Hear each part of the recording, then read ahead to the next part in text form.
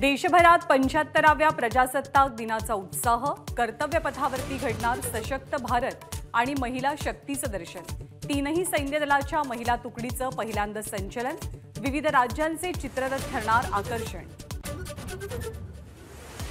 प्रजासत्ताक दिनानिमित्त मुंबईमध्ये ऐतिहासिक वास्तूंना आकर्षक रोषणाई, मंत्रालय, मुंबई पालिका, सीएसएमटी स्थानक तिरंगी रंगात न्हालं।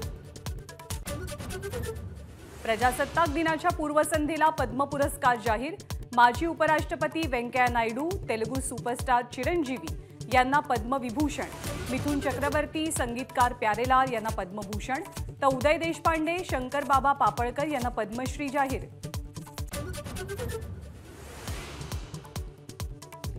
मनोज जरांगेंची मराठा आरक्षण पदयात्रा नवी मुंबईत दाखल, झेंडावंदन करून वाशीमध्ये सभा घेऊन मनोज जरांगे मुंबईच्या दिशेने रवाना होणार। आझाद मैदानावरती मराठा आणि ओबीसी आंदोलनाला पोलिसांनी परवानगी नाकारली, जरांगेंना खारघरच्या मैदानाचा पर्याय, मात्र आझाद मैदानावरती आंदोलन करण्याबाबत मनोज जरांगे ठाम। महाविकास आघाडीत काँग्रेससाठी निर्णयाचे अधिकार आता बाळासाहेब थोरात आणि अशोक चव्हाण यांच्याकडे।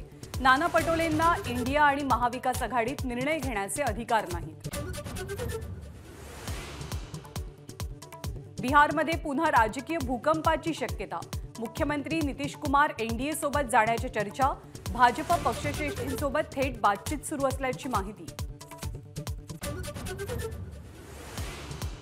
अंगणवाडी सेविकांचा संप तुर्तास स्थगित, विविध मागण्या मान्य, आजपासून अंगणवाडी सेविका कामावरती रुजू होणार। मुंबईच्या ग्रँट रोड परिसरात लाकडाच्या गोदामाला भीषण आग, आगीचं कारण अद्याप अस्पष्ट, आगीवर नियंत्रण मिळवण्याचं काम सुरू, सुदैवानं जीवितहानी नाही।